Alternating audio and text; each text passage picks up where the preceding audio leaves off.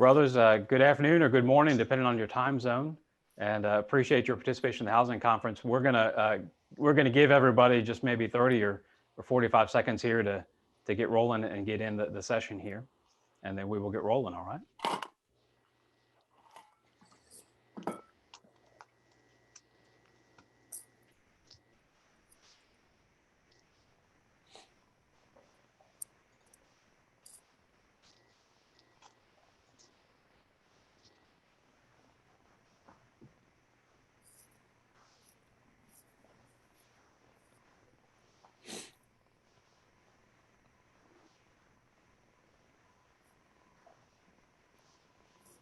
All right. Well, brothers, good morning, and thank you again for joining us.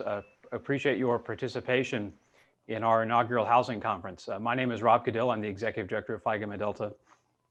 But more importantly, I'm here to help facilitate a very important session for you all, and that is with one of our partners, Columns Fundraising, as they're going to have a session on fundraising in 2021, the new realities. Joining us today are members of the Columns team. I'm going to let them introduce themselves, but just a little bit about Columns. Columns is the fraternity's preferred fundraising company, and it's one of the leading providers of Greek fundraising in the Greek industry for fundraising. And they have a very successful track record of working with fraternities and especially Phi Gamma Delta chapters.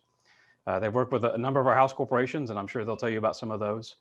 As I mentioned, I'm going to let them introduce themselves. A couple just logistical notes. This is more of a traditional Zoom session, so that's on purpose. We're going to turn it over to the Columns team here in a minute to present and chat, but I would encourage you to use the chat throughout the session. If you have questions that come up or something you'd like addressed, or certainly we have the ability to unmute and actually have that conversation back and forth and best mimic that face-to-face that we all miss. So brothers, again, I appreciate you joining us, and I'm going to turn it over to Mark Wilkinson, great Phi Gamma brother from the University of Vermont, and to help him introduce the Columns team. Mark, it's all yours. Great. Thank you, Rob, and good afternoon, brothers, or for those of you in West Coast time or Mountain time, good morning.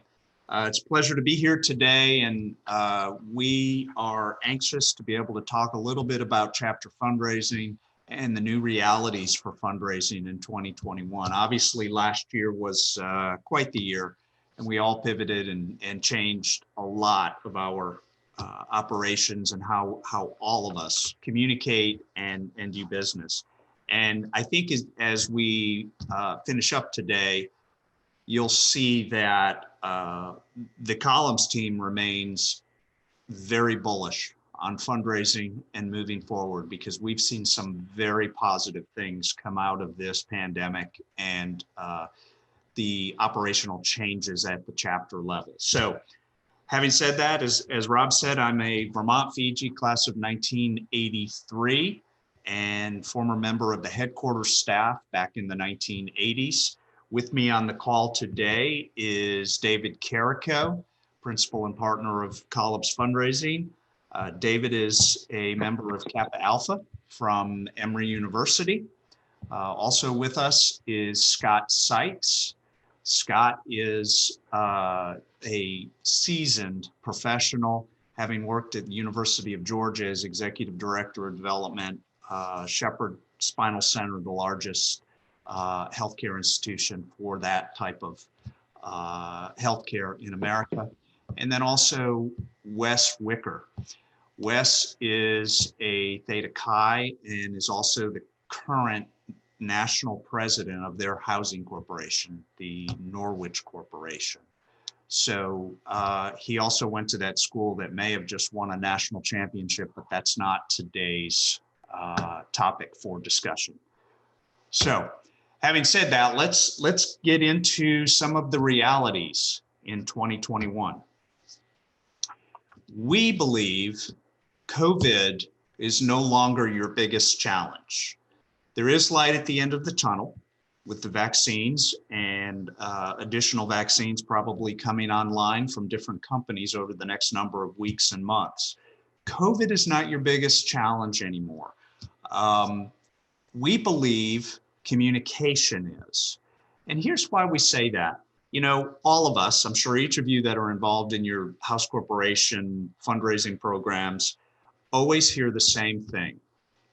I never hear from the chapter, and the only time I do, it's from a graduate brother that wants money. That is the only communication that we have. Well, we believe communication is a bigger challenge now than COVID, because what we've seen across our clients within Phi Gamma Delta, with other fraternities, other sororities, and on the national level with our clients, is that volunteer engagement and donor engagement in 2020 went up. And it went up dramatically because all of us now have the opportunity to use virtual meetings, whether it's Microsoft Teams or Zoom or GoToMeeting. All of us now have this opportunity to engage more and more. We'll talk a little bit later in this presentation about using virtual tailgates and virtual pig dinners and virtual meetings with graduates. And the results are very, very encouraging. The numbers are way up of engagement. So that's why we feel like the new reality is communication. We must communicate before we ever ask for that first dollar. I've already touched on virtual engagement, and it's something that is so easy to do. Even as we've seen, a lot of us with grandparents and elderly relatives, they're even clued in on how to use Zoom and Microsoft Teams. New reality, ask and ask and ask. And oh, by the way, did I mention you need to ask? One of the things that we've seen is some organizations, not all of them, some organizations stopped asking when the pandemic started. All that meant was that someone else took your place in line, and they were asking donors, your former donors, to give. Giving was up in 2020. Here are the not so new realities. This was before the pandemic. Health and safety of our brothers has been or should have been a priority for all of us. Still is. We look at health and safety now in a different way because of COVID, but it's still a priority. That hasn't changed. Deferred maintenance. Those of us that have house corporations that own chapter houses, deferred maintenance has always been an issue. You heard the opening session, Dave Schreck was talking about the maintenance issues that they had at Kansas State. Well, they had those pre-COVID. Major renovations are past due. I would bet my next paycheck on that statement that all of us, whether we have houses that are 100 years old or brand new, even the brand new houses have major renovations or work that needs to be done. And in some instances, some of our chapters, the current chapter house has outlived its lifespan or its usefulness. That is not a new reality. That's been with us all along. And by the way, we always asked for money, but now the new reality, as we mentioned earlier, is we have to ask, and ask again. So let's talk a little bit about capital fundraising today.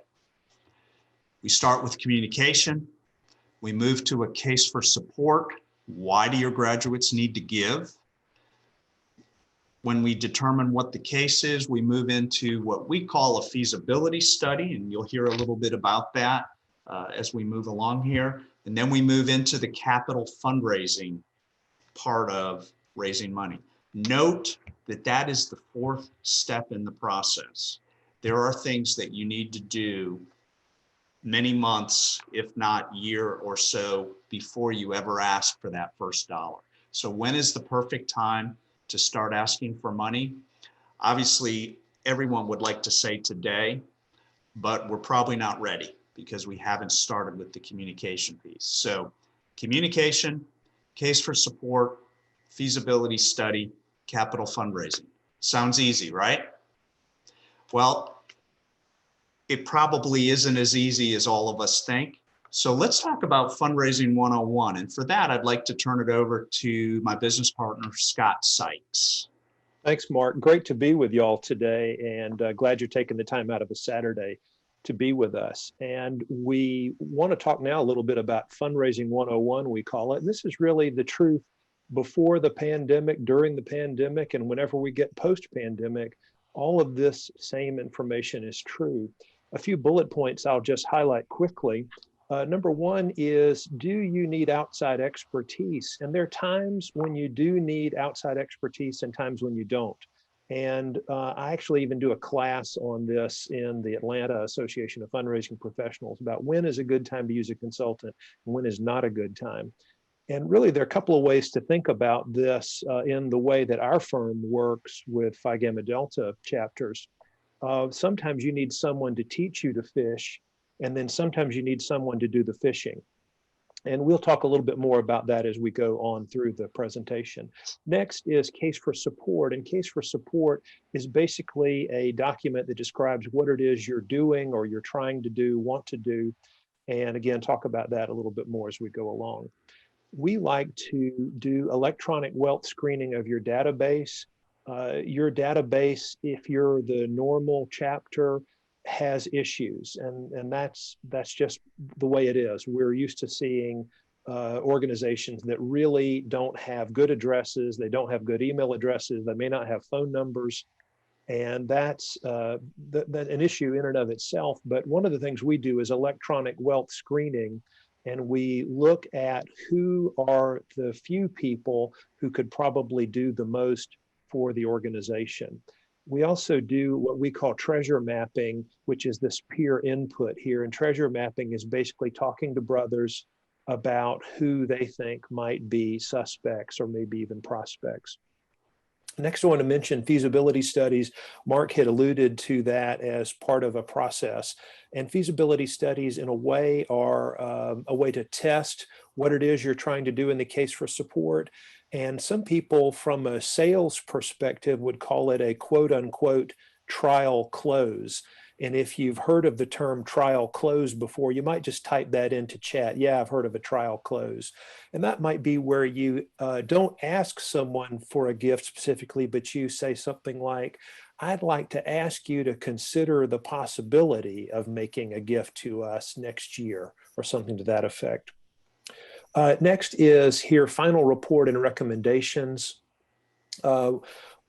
Consultants, when they work with you at the end of the consulting term, will give you a report on what they did, what they learned, what maybe you learned, and then recommendations to continue to get better as you go forward. Because as I was saying, sometimes the consultant is there for teaching you to fish, and then sometimes they're there to do the actual fishing, but their recommendations might be for helping you to fish later. Mark had mentioned things leading up to a capital campaign before, like communications. There are lots of preparations that need to be done for capital campaigns, maybe for a new housing project or housing renovation or what have you. And we'll talk again about communication in just a jiffy.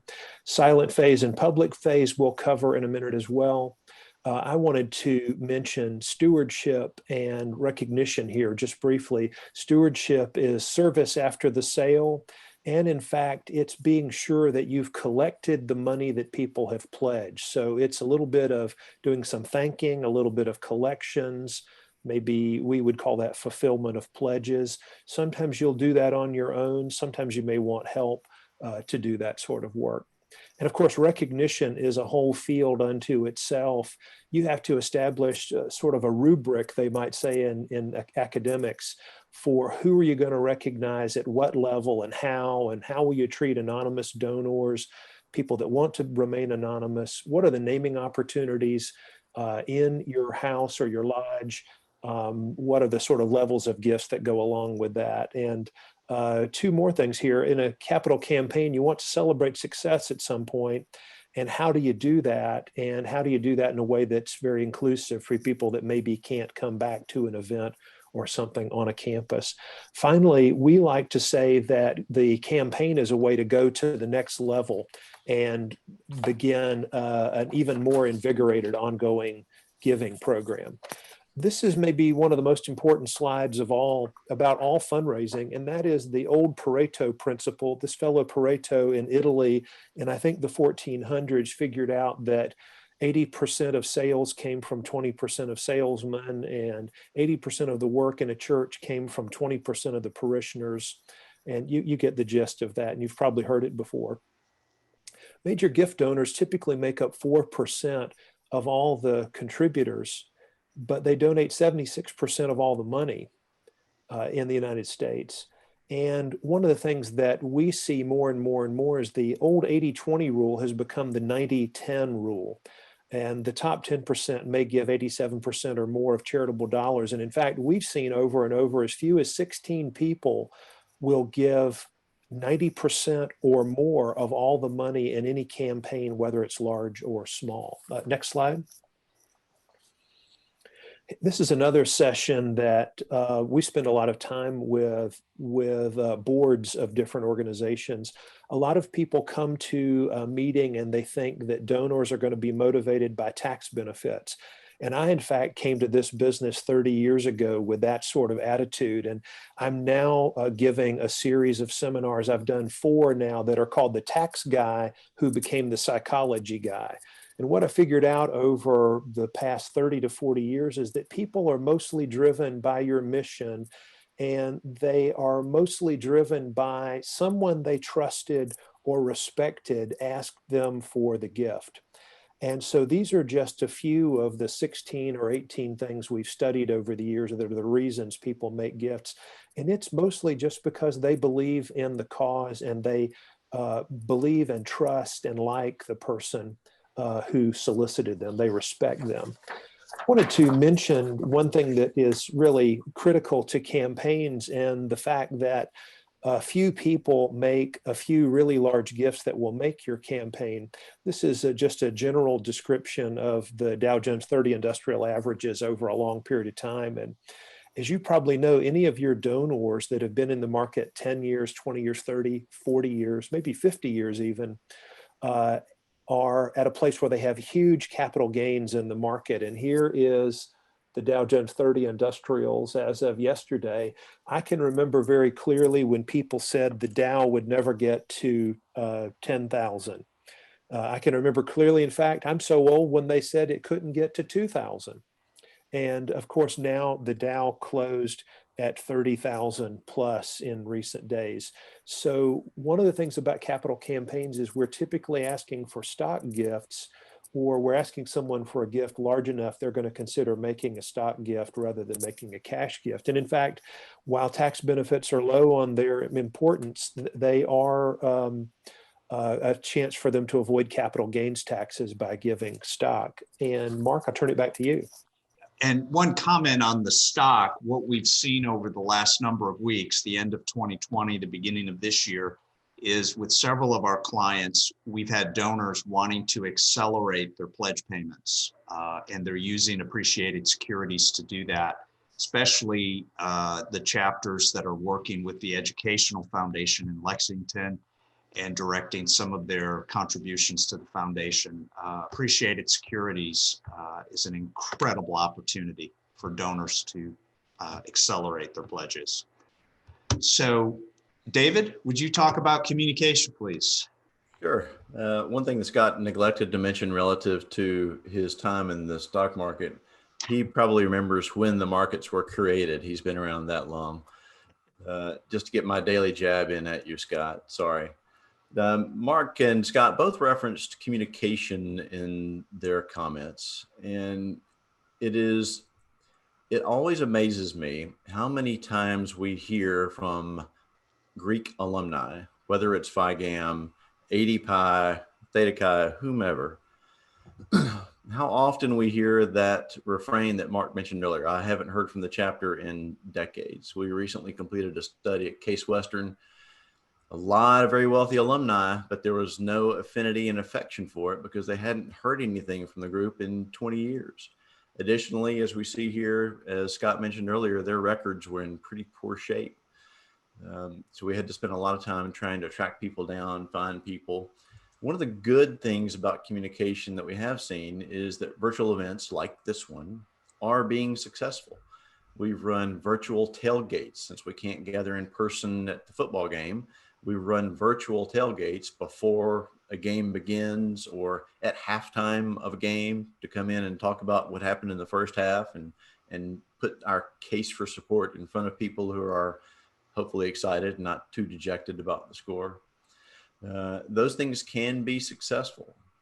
One of the hardest things about communication in my mind is content generation, getting something to write, whether it's from the undergraduate chapter president, from an advisor, from a house corporation president, from anyone. Content generation is the hardest. So we find that establishing what you might call a news committee or a content committee helps alleviate some of the burden on one person trying to generate all the content for either, whether it's a hard copy printed newsletter, whether it's electronically shared e-newsletter or e-blast or postcard. But all these things are avenues of communication that need to be in place regardless of whether you're starting a fundraising effort or not. And as well, don't forget the audience of parents. You would probably be surprised at how often we get gifts of significance from undergraduate parents. Mark and I worked on a ADPI chapter down in Florida last year. One of the largest gifts was from the mother of two of the members there. Six-figure gift to name a room for her two daughters. And in fact, it was larger than almost all of the other gifts made to the campaign by people who were members of the chapter.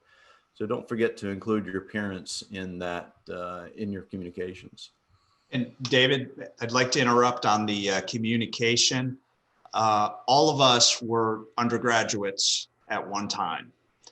And let's remember back when we may have chaired the newsletter committee or the communication committee, that we were not consistent in getting out quarterly newsletters or monthly newsletters or whatever the case is.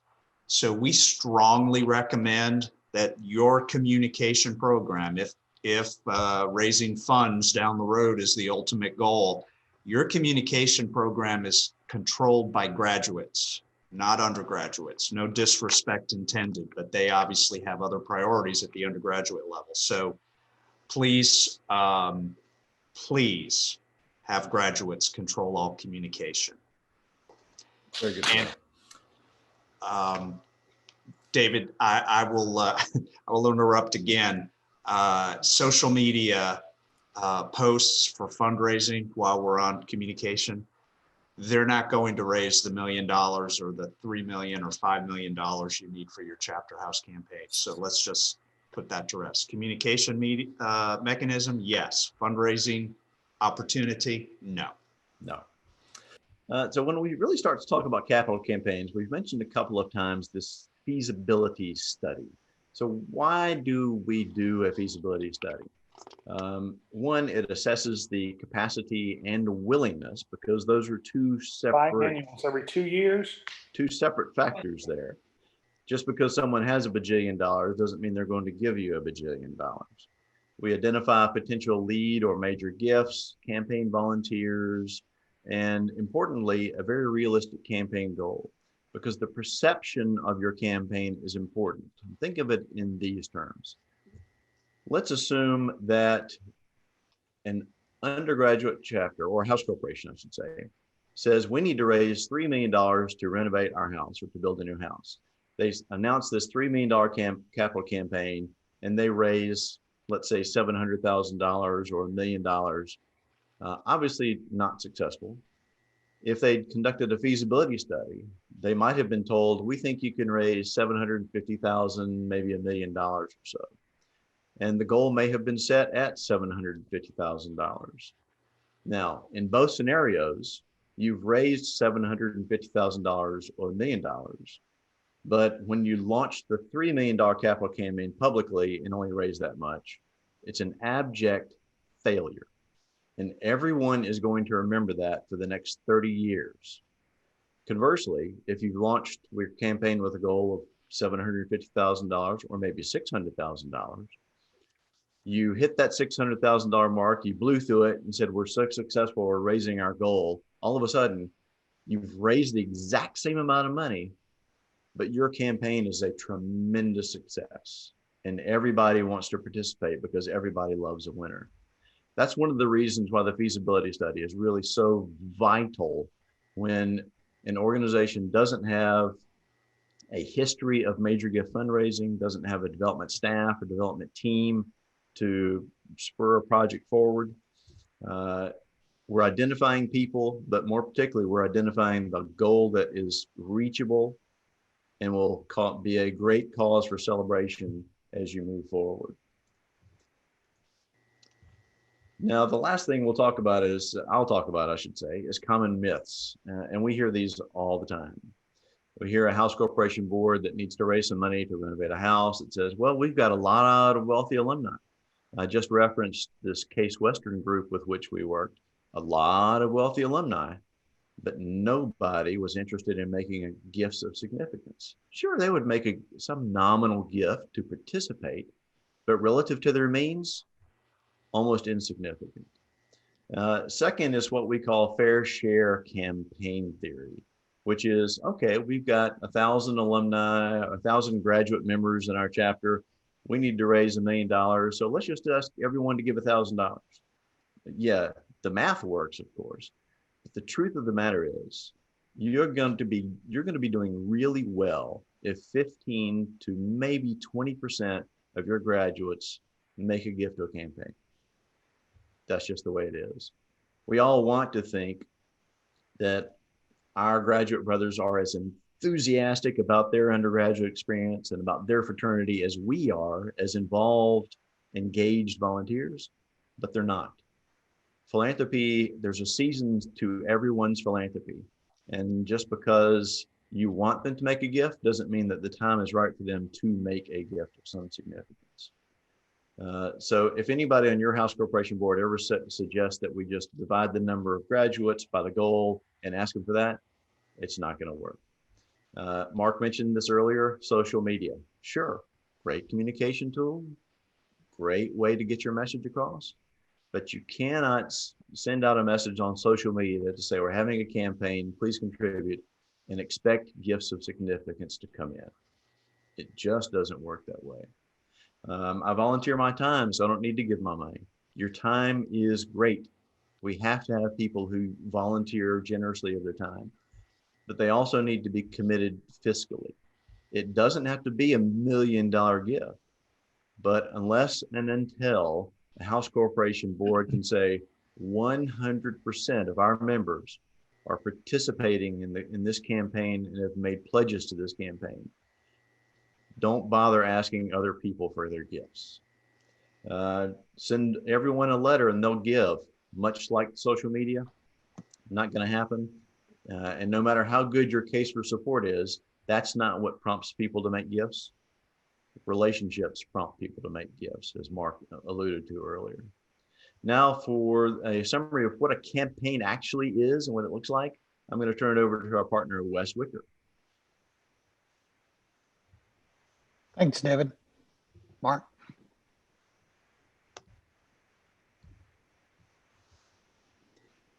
I don't think Mark's going to interrupt you, Wesley. He just wanted to interrupt me, so you can go ahead and go. Yeah, I want Mark to advance the presentation. He's asleep. So let's talk about the campaign now. And what is a campaign? It's a concentrated major gift fundraising effort that typically extends over a period of years in order to raise a specific amount of revenue. Many times we get involved with a local fraternity chapter and they think they can do this inside of 12 months. Our experience is it's usually an 18-month effort minimum.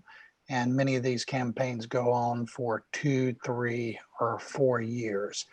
And when it comes down to making the solicitations, don't be under the illusion that a hired gun, a fundraising consulting firm is going to come in and raise all the money. It's always important that those who are being solicited are asked by the right person, which is normally someone they know. Asking the right person at the right time. In other words, what's the best time for the donor? You have your own timeline for a campaign, but sometimes that doesn't quite fit with the donor, someone who may be retiring or selling their business or have recently had a large capital gains. That may be a better time than your timeline with the campaign. And making sure you're asking for the right amount for the project. All those aspects are very important, and that's where the consultants can help you. Stages are of the campaign after the feasibility study. We go into a quiet phase or a leadership phase where one of the things we're going to do is ask everybody on the board, the inside circle, so to speak, the advisory board, the House Corporation, Alumni Association. We're going to ask everybody to make a commitment. So when we go out to that broader circle of your graduates, we can say 100% of the volunteer base is on board with this campaign. I would like to tell you that campaigns have you could graph the money coming in at a perfect 45-degree angle right up to the goal. But the truth of the matter is campaigns go up and down like a roller coaster. There's usually a big spike around the time of the public kickoff. When you kick the campaign off, we like to have about 40 to 50% of the goal already committed. Sometimes it's more, but those are usually spikes. And then oftentimes there's a plateau in the campaign. Year-end giving, we always see an increase in giving toward the year end because, quite frankly, that's when most Americans make their charitable gifts, is in the last 6 weeks of a calendar year. It is important to celebrate your victories. That's one of the things I think a lot of times House Corporation may glaze over or just forget about because they've got more important business like furnishing the new house or furnishing the new wing or chapter issues. But I think it's always important to celebrate what you've been able to do. And then last but not least, a lot of times House Corporations, they exhale after a campaign and need some time to think about what's next for them. And oftentimes there's turnover after a campaign of a House Corporation, but it's very important to have the process in place to collect the pledges. And that's usually a 2, 3, 4 year period where alumni have made multi-year pledges. And don't forget that if a campaign's 2 years long or 3 years long, people who made pledges in the first year, their pledges may be 5 years and go 2 years later, but someone who pledged in the third year, right before the campaign celebration, their pledges are going to go for another 4 years. So you have to have that mechanism in place to collect that money. Also, going forward after the campaign, you want not only to have an annual communications plan during the campaign, but what succeeds the campaign. You need to keep communicating with alumni, keep asking alumni after the campaign. We've had a number of campaigns where large 6-figure gifts came in after the campaign was over. And that's because our client did a really good job continuing to communicate with their graduates. Okay, Mark? So this is typically of what we do with our clients, and that is a feasibility study usually takes 3 to 4 months. I've had one feasibility study that with a local chapter that went beyond 4 months, and that's one out of 40 or so. Then you typically go into a quiet phase, 6 to 10 months of the quiet phase, where you're asking for and soliciting alumni who are sort of clued into what's going on before you go public. You're doing all the planning. In some cases, that's architectural planning. You're getting your case for support ready, which is your case to your alumni, why they should give you their hard-earned money and why they should contribute back to their local chapter. And then you kick off the campaign, and typically, as I said, our public campaigns go 12 to 18 months long, but the truth of the matter is we've had a number of successful campaigns that were longer than 18 months. We often get engaged with a client. Our clients contract with us or another firm, and they have expectations that the Consultants are going to do all the work. We always are very specific about what we expect out of the volunteers. So we have a list of things that we do for the client, but we also have a list of things that we expect the volunteers to do. Number one, first and foremost, is make an individual pledge yourself. Attend steering committee meetings. Those are usually monthly. Sometimes during a feasibility study, we may have 2 meetings inside of 1 month, but normally those are monthly meetings. Identifying others that can and should participate. That's not only contributors, but people who may be good volunteers. We always like to have people who are networkers and influencers, people who are well known among your graduates. And we expect the volunteers to cultivate and solicit others. We provide coaching, solicitation coaching. So if you've got a board and some of the alumni are not comfortable soliciting, we'll help you get there. We'll do a coaching session to help you learn how to solicit and solicit successfully. And then obviously we want volunteers to show up at events. Yeah, showing up is 80% of life. So we expect our volunteers to show up for events. So Mark, do you want me to cover this as well, or am I turning it over to you? I'll take it from here. Thank you, All right, Wes. sure. We have 2 quick slides, and then we want to allow enough time for questions. We do this with every campaign, and it's very, very eye-opening for most graduates or individuals that are involved in a campaign. David referenced earlier the fair share mentality. $1 million campaign, we have 1,000 brothers, so let's ask every brother for $1,000. It doesn't work that way. This is a $1 million gift chart, and we've done this for years and would pretty much guarantee that the distribution of gifts will end up this way. If you look at the row that starts with $15,000, we need 10 gifts at that level, $150,000 total from those level gifts. It's more than $800,000 when you look at all the $15,000 gifts, $20,000, $25,000, and all the way up to the $200,000 level. Less than 30 gifts, less than 30 brothers would fund more than 80% of your campaign goal. David also mentioned 15 to 20% participation from your graduates. That would be exceptional. So we can't expect all of our brothers to contribute. We do expect on $1 million campaign to have probably a lead gift of $200,000.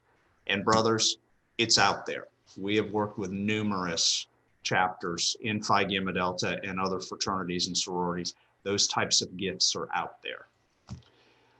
Real quick on the RFP process, for those of you that are deciding you need to move into a campaign down the road and you decide you want to hire an outside consulting firm to help, these are some of the questions that you should ask any of the firms that you've solicited for a bid. What is their strategic advantage? Who will be managing the project? Because this is a full-time job. All of you have jobs, families, and all of that. This is our job, is to manage fundraising campaigns. How many years experience do they have? Have they been around the block and worked with a number of clients successfully? What are the fees and additional expenses? Also say that in the fundraising world in general, it's considered unethical to take a percentage of what's raised. We are one of the firms that adhere to that rule, that it's a flat fee, whether it's feasibility study or capital campaign or anything else. Again, percentage of fees or percentage of what's raised is not considered to be ethical. And also, you need to make sure you can work with these consultants for up to 2 years, because we're going to be in your business helping you raise dollars. A lot of phone calls, a lot of meetings, a lot of strategy sessions. We all have to get along.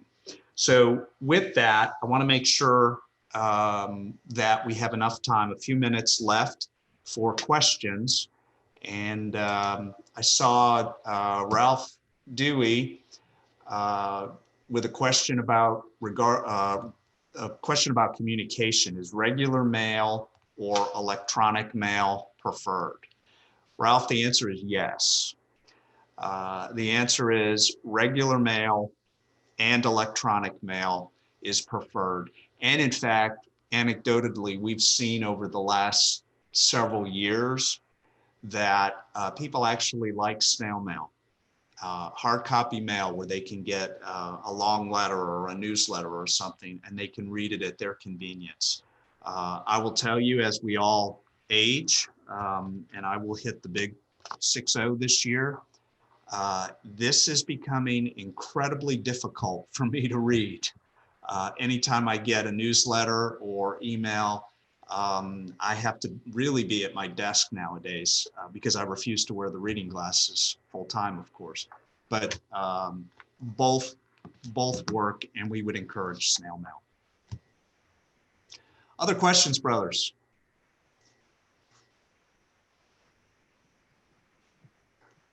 What I'd like to close by saying that whether you have a 100-year-old chapter house that needs to be raised and a new one built, or whether you have medium-aged chapter house that needs renovations, or whether you don't even have a chapter house, doesn't matter. Fundraising is the new reality.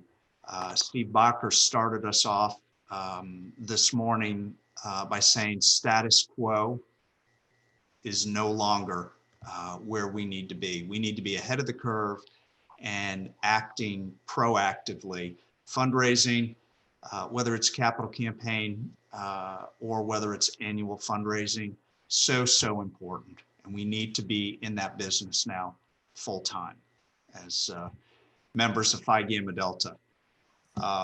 So if you have questions, the contact information for our columns team is on the slide, and I know the slides will be sent around to everyone after the conference. So no further questions. Turn it over to Rob. Mark, thank you. And thank you also to Wes, David, and Scott. We appreciate you being with us today, gentlemen. And again, brothers, I appreciate all of you participating. We're a little bit past our time, given that our opening session went a little bit long this morning. But we are going to try and make that up. We've got just a short break here. And just a reminder that your next sessions will begin at 1:45 Eastern Time. Those links are found in that conference schedule. I've circulated that via the chat in case you need it. Again, Mark has his contact information on the screen there. And I would certainly suggest if you have questions about fundraising or embarking on a campaign, you talk with him. Columns Fundraising is the fraternity's preferred partner for a reason. They do a lot of good work for us, and we appreciate all that they do. Brothers, enjoy the rest of your afternoons. And again, we appreciate you being with us. Have a great day. Thanks all. How you guys? Thank Thank you. Rob.